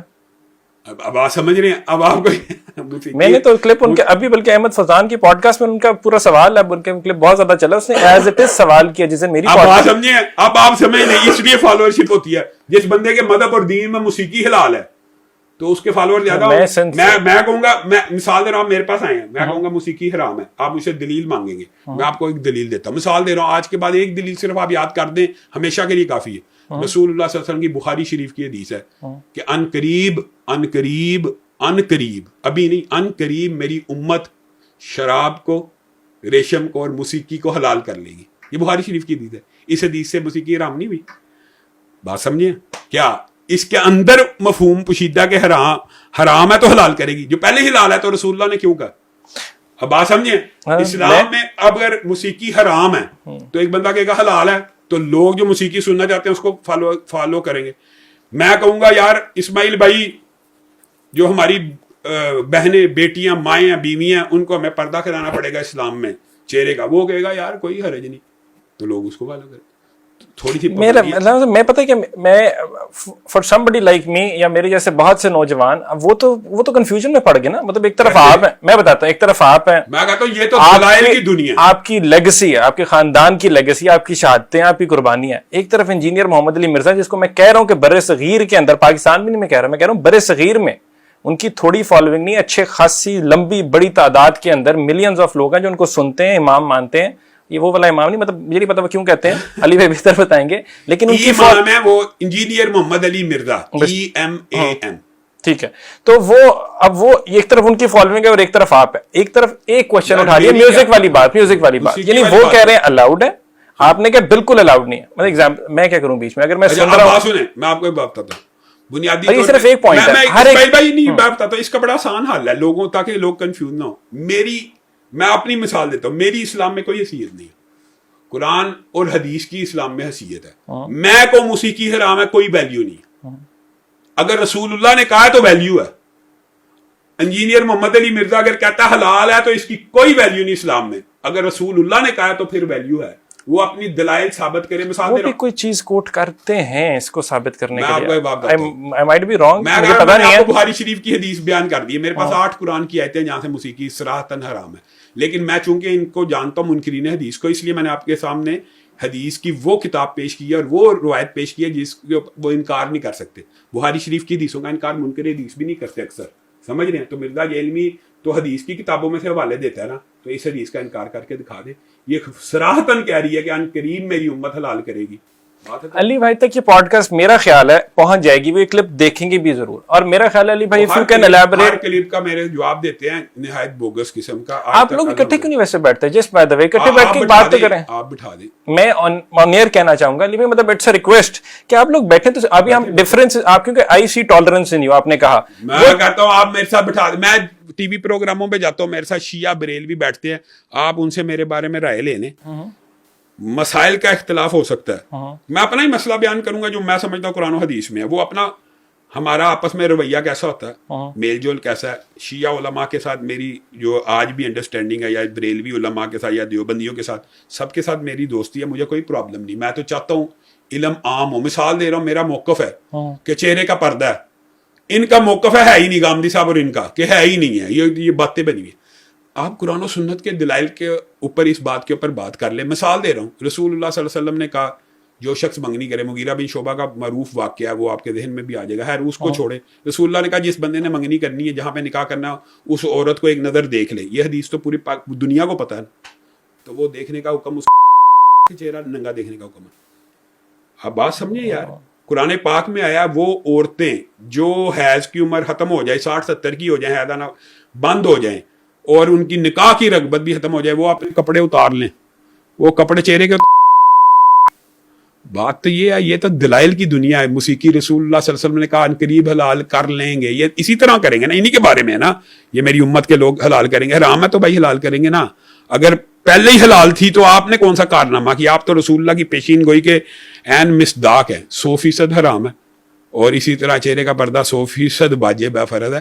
یہ مسائل تو میرے خیال میں بغیر لڑائی جھگڑے کے سالو ہونے والے ہیں، یہ جو آپ بات کر رہے ہیں. لیکن یہ ان مسائل سے فرار حاصل کرتے ہیں. یہ جو بظاہر قرآن و سنت کی دعوت دیتے ہیں اس کے بارے میں کول پیش کرنا شروع کرے گا. فلاں اہل حدیث، میں آپ کو جواب بھی بتا دوں، فلاں اہل حدیث کے نزدیک جی چہرے کا پردہ، موسیقی بتائیں کس اہل حدیث کے نزدیک جائز ہے. کہ ابن حزم ظاہری نے کہا تھا، ان کی وجہ سے ہم جائز سمجھ لیں. اگر کسی نے کہا بھی ہے، بات سمجھیں، یہ دلائل نہیں ہوتے. دلیل قرآن ہوتی ہے، دلیل حدیث ہوتی ہے. لائے رسول اللہ نے موسیقی کی اجازت دی ہے. مجھے بتائیں، مجھے اور آپ، مجھے کیا مسئلہ؟ آپ قرآن و سنت سے اگر موسیقی کو جائز ثابت کر دیں گے تو میں خوش ہوں گا، مجھے کیا مسئلہ؟ امت کے لیے کوئی راہیں کھلی ہیں، لیٹس سپوز. لیکن چونکہ دین جو ہوتا ہے وہ اصل میں پابندیوں کا نام ہوتا ہے، اور یہ جو دین آسان ہوتا ہے یہ ہر قسم کی پابندی سے انسان کو ماورا کر دیتا ہے. جیسا ہمارے بر صغیر میں دین آیا نمازاں بھی نہ پڑھو، بس لوگوں کو کھانا کھواندے رہو تو جنت چلے جاؤ گے. یہ دین آسان ہے نا. تو دین آسان لوگوں کو آسان لگتا ہے. میرا وہی والا پوائنٹ میرا خیال ہے، میں نے اصل میں ایکچوئل میں ڈیبیٹ کرنی تھی جو علی بھائی کے پولیٹیکل اوپینینز کے اوپر، وہ بنتی بھی تھی میری بنے وہ بھی کر لیں، وہ بھی غلط ہے. اس کا پولیٹیکل اوپینین بھی، وہ جو بندہ بائی پولر ڈس آرڈر کا شکار ہو نا، اس کا ہر اللہ معاف کرے، آپ کی بہت بڑی پوزیشن ہے. میں آپ کو یار میں اس لیے کہتا ہوں کیونکہ وہ ہمارے صحابہ کے بارے میں ہے، وہ تابعین کے بارے میں. Bipolar disorder engineer Muhammad Ali Mirza کو کرا دیا آپ نے. تو میں کہتا ہوں وہ اگر آپ کو کہیں ثابت کریں، آپ کو میں آپ کو ثابت کر دوں گا. وہ کہتا ہے کہ پورے قرآن میں شیر کا لفظ ہی نہیں آیا، اور وہ خود قرآن کی آیت کا ترجمہ کرتا ہے قرآن کے اندر کے شیر سے باہر. ایک چیز اور، آپ کے جو بڑے بھائی ہیں علامہ صاحب، ان کا میں کلپ سن رہا تھا، وہ تو یہ بھی کہہ رہے تھے کہ وہ جو قرآن پڑھتے ہیں وہ بھی ٹھیک نہیں ہے. اب میں ناٹ 100% غلط پڑھتا ہے، ناٹ این ایکسپرٹ، لیکن یہ چلے میں آپ کو بات بتاتا ہوں. میں آپ کو، اگر آپ کہتے ہیں میں آپ کو وہ کلپ بھیج دیتا ہوں. میں نے کلپ دیکھا، بالکل دیکھا. نہیں، میں کلپ بھیجتا ہوں اس کے قرآن غلط پڑھنے کا. اچھا قرآن، اچھا میں آپ کو ایک بات بتاؤں، آپ نے یہ بات کی ہے تو آپ کی پوڈ کاسٹ میں بھی یہ بات کہہ دیتے ہیں. ابو یحییٰ نور پوری صاحب میرے بھائی ہیں چھوٹے، انہوں نے کہا کہ میں 10 لاکھ روپے انعام دیتا ہوں میرے سامنے قرآن پاک کو اوپر سے دیکھ کے ایک صفحہ پڑھ دے. کیوں نہیں لیتا؟ اس نے کسی اینکر کو بلا کے نا اس کے سامنے پڑھ دیا. بھائی پڑھنا تو ہمارے سامنے، جو غلطی نکال سکے اینکر بیچارہ غلطی نکال سکتا ہے، اور جو پڑھا وہ بھی غلط تھا، یہ بھی بتا دوں.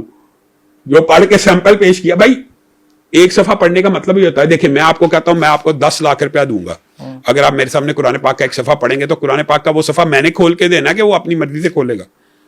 جو صفحہ میں سمجھتا ہوں کہ یہ صحیح نہیں پڑھ سکا، میں دوں گا. پہلی بات سمجھیں. اور دوسری بات ہے غلطی نکالنے کا.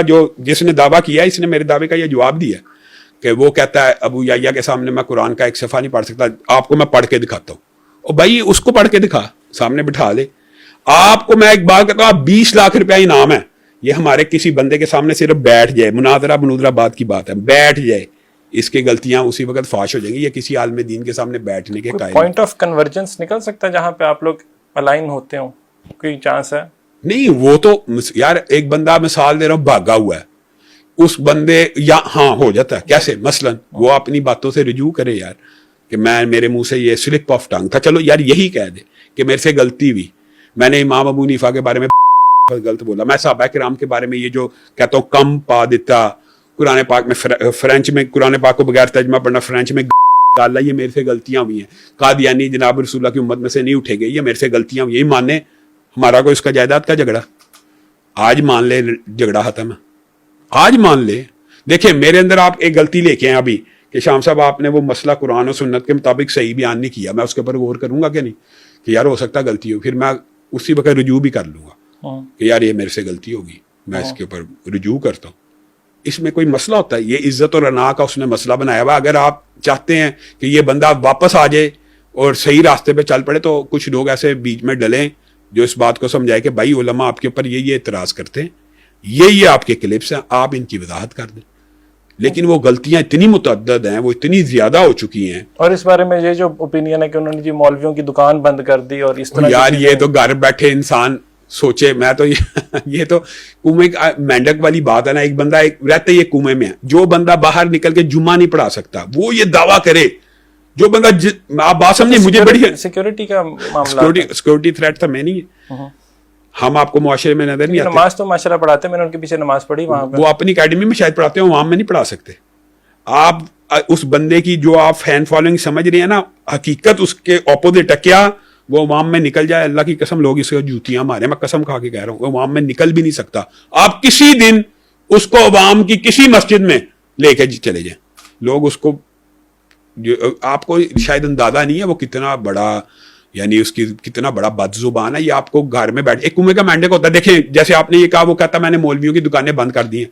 آپ معاشرے میں پھرتے ہیں مولویوں کی, لیکن لوگ بھی آپ معاشرے میں پھرتے ہیں, آپ بتائیں کہ علماء سے لوگوں کی وابستگی اور محبت قائم ہے کہ نہیں؟ یہ بس یہ بتا دیں دکان کون سی بند کی ہے. وہ دکان کس کو کہتا ہے؟ وہ مسجدوں کو دکانیں سمجھتا ہے, اور مسجدیں تو الحمدللہ بڑھ رہی ہیں. کون سی دکان بند کی ہے؟ کس مولوی کی چلے اس کی وجہ ہے کس مولوی کی دکان بند ہوئی ہے؟ میں کہتا ہوں چلیں یہ بتا دیں کہ کسی, میں اہل حدیث ہوں گی تو اللہ کے فضل سے ہر روز مسجدیں بن رہی ہیں, بڑھ رہی ہیں. میں کہتا ہوں اس کی وجہ سے کس ایک بندے کی بھی کوئی دکان جو سمجھتا ہے بند کی ہے, کہاں پہ کی ہے؟ کوئی ہمیں ثابت بھی کرے. اور آگے سے یہ جواب دیتا ہے کہ میرے خلاف دیوبندی, اہل حدیث, بریلوی سب ہو گئے, یہ میرے حق پہ ہونے کی دلیل ہے. آپ اندازہ کریں جس بندے کی عقل یہ ہو کہ اجماع امت میرے خلاف ہو گیا, یہ میرے پہ حق پہ ہونے کی دلیل ہے. مرزا غلام احمد قادیانی یہی کہا کرتا تھا کہ میرے حق پہ ہونے کی دلیل یہ ہے کہ اہل حدیث, دیوبندی, بریلوی میرے خلاف ہو گئے.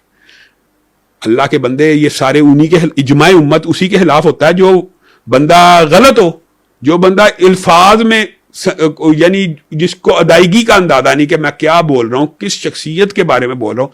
ایک دن حتیٰ کہ میں تو حیران رہ گیا, ہنسی بھی آئی اور ترس بھی آیا.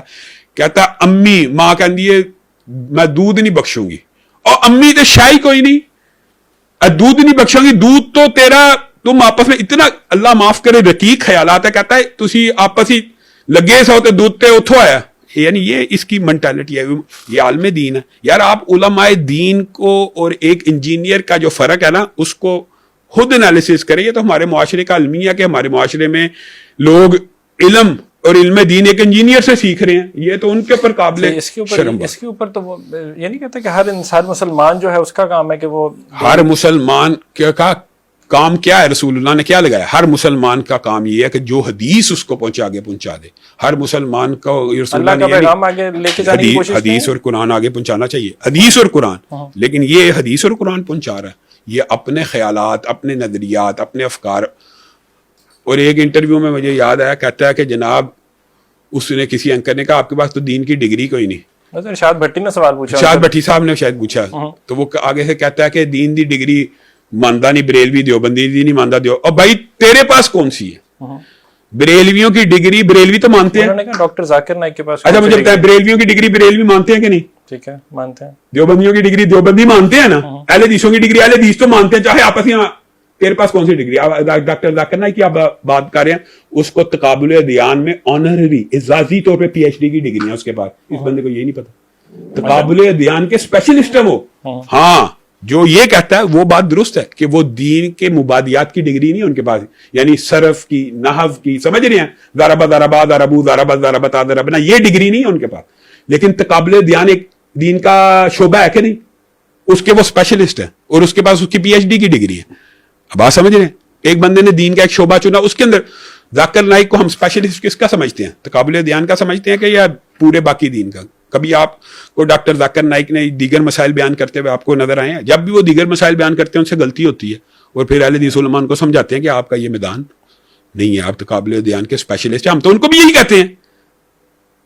یہ بندہ انجینئر ہے اور اس نے دین کی ہر فیلڈ کو ایڈریس کیا, تجوید کو بھی ایڈریس کیا. خود قرآن سیدھا نہیں پڑھتا اور کہتا ہے میری تجوید جو ہے امام کعبہ سے بھی اچھی ہے. یہ تو سوال بنتا بھی ہے کہ جو کہ پوچھا بھی گیا کہ اگر آپ ریلیجیس اسکالر ہیں تو آپ ریلیجن کو پریچ کرتے ہیں, آپ پالیٹکس میں کدھر آ گئے. تو اس پہ انہوں نے یہی آپ کی بات کو اگر میں اس کو آگے لے کے جاؤں تو انہوں نے کہا ایک جو مذہبی اسکالر ہوتا ہے جو اللہ کا پیغام لے کے چل رہا ہوتا ہے, اس پہ فرض ہوتا ہے کہ دنیا میں کہیں پہ جو بھی چیز غلط ہو رہی ہے اس کے لیے آواز اٹھائے, اور اگر سیاست جو ہے جس کا ڈائریکٹ تعلق لوگوں سے ہے وہاں پہ کچھ غلط ہوگا تو میرا سیاسی کمنٹ کرنے کی اجازت تو ہے دین میں, سیاسی کمنٹ کی اجازت ہے. لیکن آپ یہ دیکھیں کہ کیا سیاست اس کو کہتے ہیں کہ آپ عمران خان کے دور میں عمران خان کے حامی تھے, اور عمران خان چلا گیا, آپ اس کے مخالف بن گئے, اور آپ کہتے ہیں آپ اس کو قتل بھی کر دو, کوئی حرج نہیں, یہ پاکستان کے لیے فتنہ ہے. سیاست فتنہ والا پوائنٹ پہ میں نے ان کو روکا بھی. یہ سیاست یہ ہے, یہ سیاست پھر آپ لوگوں نے جج کرنا ہے کہ یہ اس بندے کا کیا کیلیبر ہے, کہ یہ کس کے اشاروں پہ کھیل رہا ہے کہ عمران خان کے دور میں اس کو آپ کو کیا لگتا ہے کس کے اشاروں پہ کھیل رہے ہیں؟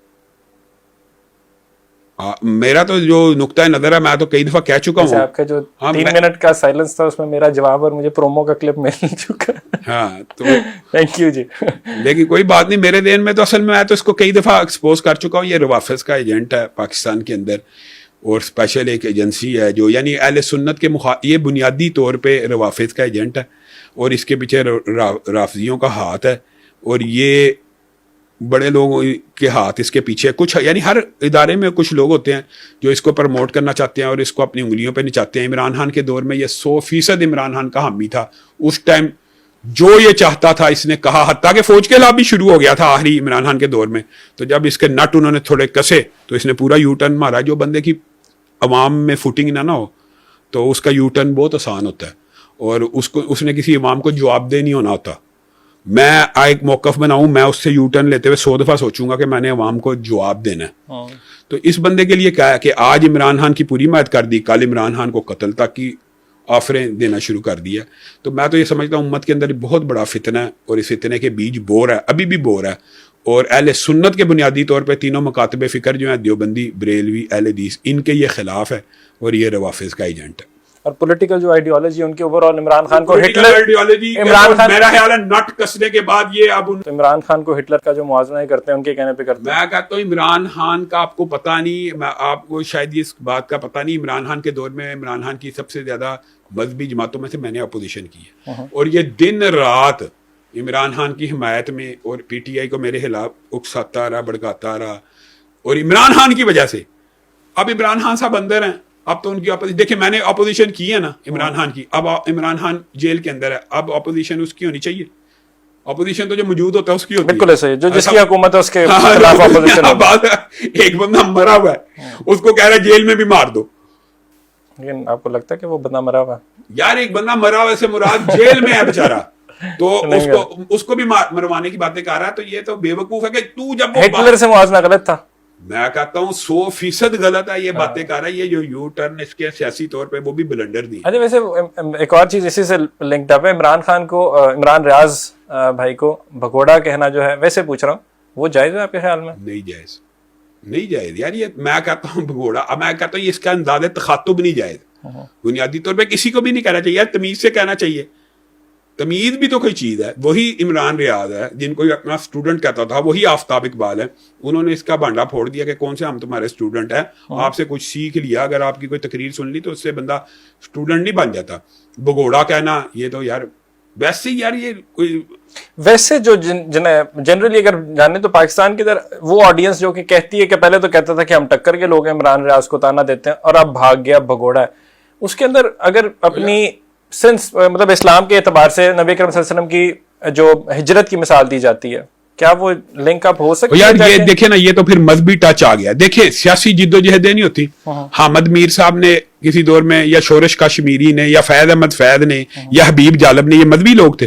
انہوں نے جد و جہد کی ہے نا یار. تو انہوں نے اپنی جد و جہد میں مذہبی ٹچ ڈالا ہے؟ کبھی نہیں ڈالا. ہم جمہوریت کے لیے کھڑے ہیں. میں کہتا ہوں وہ جو جی ایس, کیا اس کا نام تھا, سندھ میں ہوتا ہے جی ایس سندھ کا نعرہ لگا رہا ہے, جی ایم سید, اس نے کبھی مذہبی ٹچ دیا یار؟ اکبر بگٹی نے کبھی مذہبی ٹچ دیا؟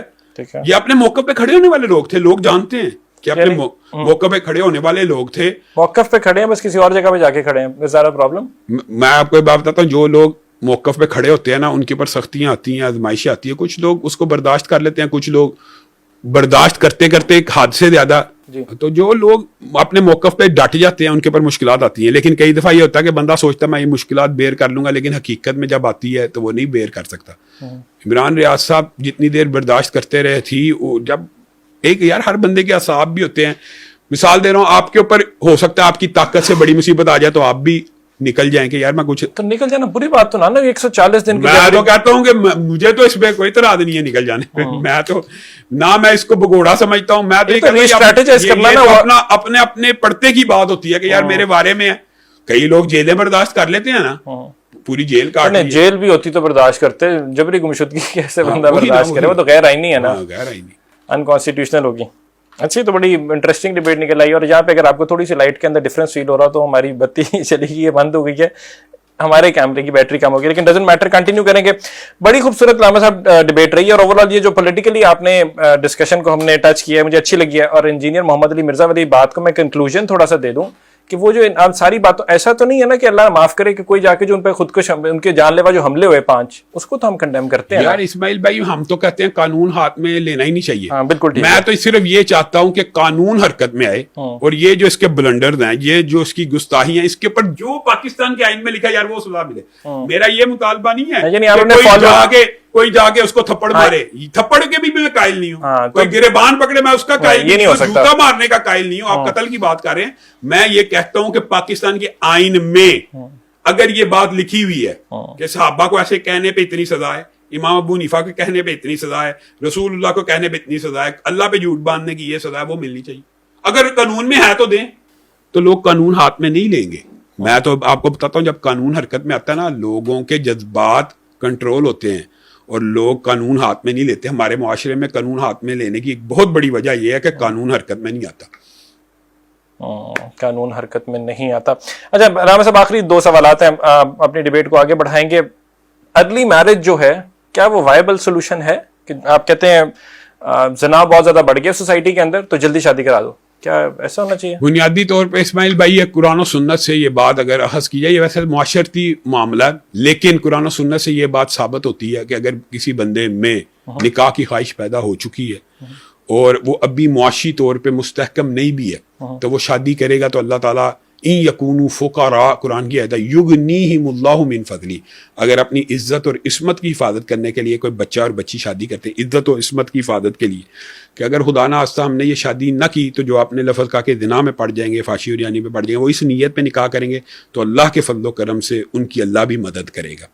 اور اگر وہ پھر بھی نہ کریں تو رسول اللہ صلی اللہ علیہ وسلم نے اس کے بھی حال بتا دیے. پھر اس بندے کو روزہ رکھنا چاہیے تاکہ اس کا نفس یعنی اس کا کنٹرول اپنی حرکات کے اوپر, جو روزہ بنیادی طور پہ انسان کو کنٹرول سکھاتا ہے کہ میں نے حلال نہیں کھانا تو میں حرام بھی نہیں کھاؤں گا, میں نے دودھ نہیں پینا تو میں سود بھی نہیں کھاؤں گا, میں نے پانی نہیں پینا, میں نے پکیزہ بیوی کی طرف نہیں جانا. مثال دے رہی ہے انسان کو ایک نفس کو کنٹرول کرنے, تو رسول اللہ صلی اللہ علیہ وسلم نے اس کا حل خود بتا دیا کہ جس میں یعنی شادی کا شوق رغبت اور استطاعت نہ ہو, یعنی مالی استطاعت نہ ہو, تو وہ روزے رکھنا شروع کرے. تو یہ حل اس چیز کے تو قرآن و سنت میں ملتے ہیں.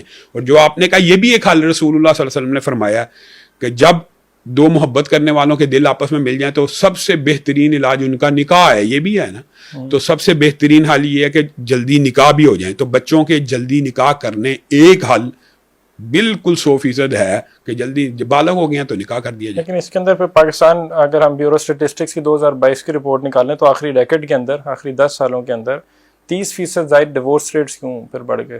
ڈیورس ریٹ تو معاشرے کے اندر میرے خیال میں ہم نے جو چیزیں باہر سے برآمد کی ہیں ان میں سے ایک یہ بھی ہے.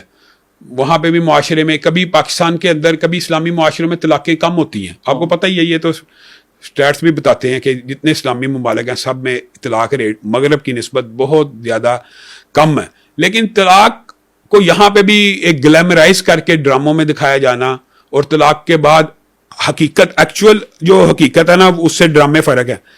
پاکستان میں طلاق شدہ جو لڑکیاں نا اس کی شادی جلدی نہیں ہوتی, ایکچوئل بات یہ ہے.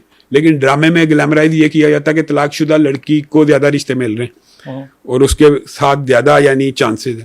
تو یہ تو فیکٹ ہیں, یا بات سمجھ رہے ہیں. ایکچوئل جو ریالٹی ہے نا ہمارا معاشرہ اس کو ڈپکٹ نہیں کر رہا, اور گھروں کے اندر عورتیں ساری ڈرامہ دیکھ رہی ہیں ٹی ویوں کے اوپر. اول تو ہم تو خیر خلاف ہیں, لیکن جو معاشرے میں چل رہا ہے ان کے اندر طلاق کو اتنا برا نہیں, مطلب کہ آپ سے یہ سمجھیں کہ عورت کو یہ سمجھایا جا رہا ہے اگر تو طلاق لے لے گی تیری زندگی ختم نہیں ہوئی. یہ بات اسلام بھی کہتا ہے کہ طلاق سے زندگی ختم نہیں ہوتی, عورت موو آن کر سکتی ہے, دوسری شادی کرے. یہ بات اسلام میں بھی الاؤڈ ہے. لیکن اس کو گلیمرائز کرنا کہ میں نے لینی طلاق ہے, یہ ایک بہت بڑی وجہ ہے معاشرے میں. یہ بات میں آپ کو بات بتا دوں, اگر آپ یہ سمجھتے ہیں اس میں سارا کردار مردوں کا طلاق میں, تو سارا کردار مردوں کا نہیں, اس میں عورتوں کا بھی ہے کہ طلاق کو گلیمرائز کیا گیا ہے. اور طلاق کے بعد عورت کو یہ سمجھا جاتا ہے کہ وہ حق خود ارادیت جیسی جو ایک سیاسی ٹرم تھی, تو وہ فیمنزم کے جو دل دادا لوگ ہیں انہوں نے اس مسئلے کے اندر میرے خیال میں ہمارے معاشرے میں یہ جو موبتی مافیا یا انٹی مافیا یا عورت مارچ کا کلچر آیا اس نے بھی طلاق کے اندر اضافہ کرنے میں ایک سبب. شوہر ویسے کوئی شراب پیتا ہو ویسے کہیں اور منہ مارتا ہو پھر 100% وہ تو خلا لینا 100%, وہ تو ایسے بندے کے ساتھ تو رہنا ہی نہیں چاہیے. یہ تو جائز ہے نا, میں کہتا ہوں اسلام میں یہ رستہ ہے موو آن کا, لیکن یہ گلیمرائز رستہ نہیں ہے. گلیمرائز رستہ نہیں, وہ تو obviously طلاق کو سب سے زیادہ ناپسندیدہ. اب یہ بات ہے, صرف اتنا ڈفرنس ہے, اس کو نہیں آخر تک کوشش کرنی چاہیے کہ پیچ اپ ہو جائے, آخر تک چلانا. اکنامک ٹرمز کے اندر اگر میاں بیوی کا جو رشتہ ہے اس کے اندر اگر پرابلمز آتی ہیں تو فائنینشیل انسٹیبلٹی جو ہے وہ بڑا زیادہ اہم رول پلے کرتی ہے. میں ایگزامپل یہاں پہ یوتھ ان امپلائمنٹ ریٹ جو ہے پریزنٹلی ورلڈ بینک کی رپورٹ کے مطابق 2023 میں وہ 8.5% پہ, اور ایوریج ایج کی ہم فائنینشیل انڈیپینڈنس کی بات کریں مردوں کی تو وہ 26 سے 28 سال ہے.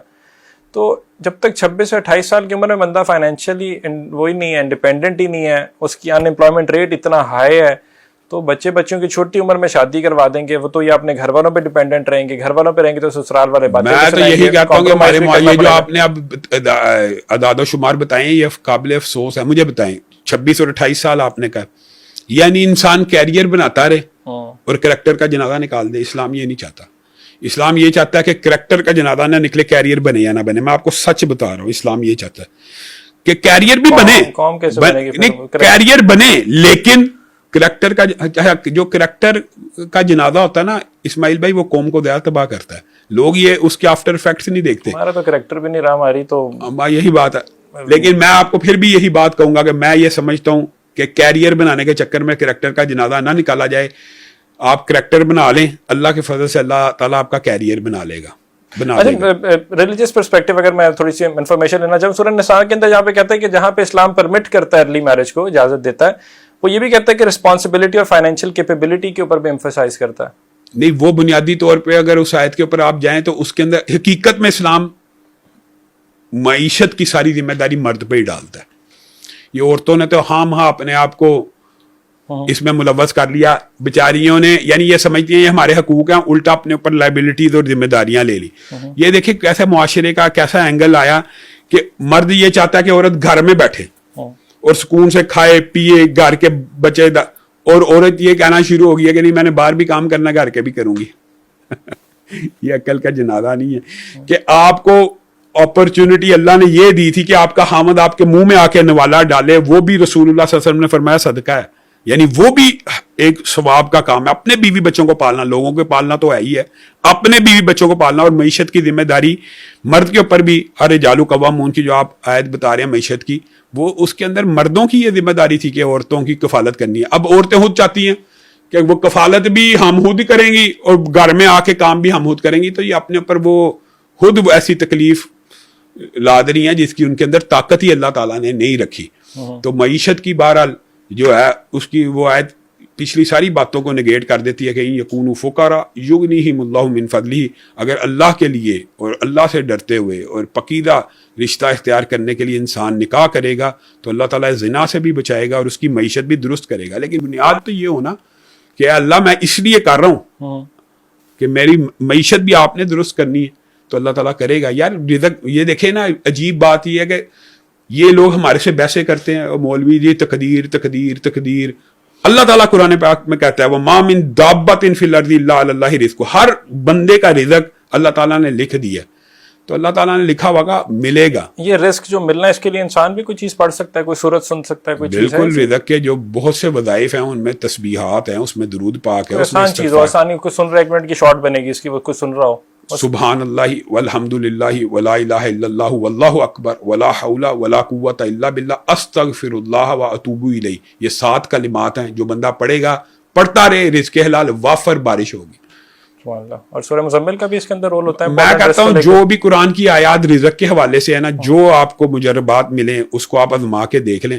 قرآن پاک سے ثابت ہے, تسبیحات سے رزق ملتا ہے, استغفار سے رزق ملتا ہے. یعنی یہ قرآن پاک کی آیات کے ترجمے ہیں. یہ علماء نے یہ جو میں نے 7 کلمے بتائے ہیں, ان 7 کے 7 کلموں کے اندر رزق موجود ہے. تو رزق ملتا کیوں نہیں ملتا؟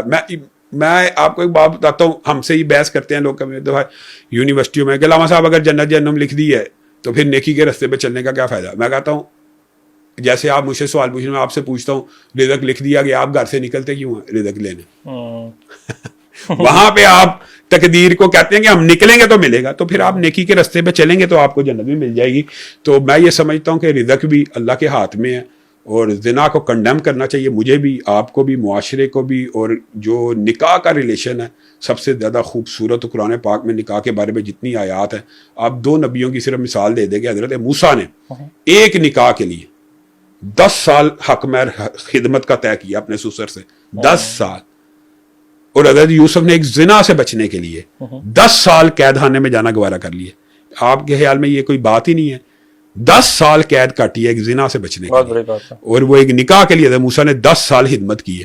تو یہاں سے یہ بات ثابت ہوتی ہے یہ بڑی عظمت والی چیزیں ہیں. انسان زنا سے بچ جائے, نکاح کے راستے پہ چل پڑے تو اللہ تعالیٰ برکت ڈالے گا.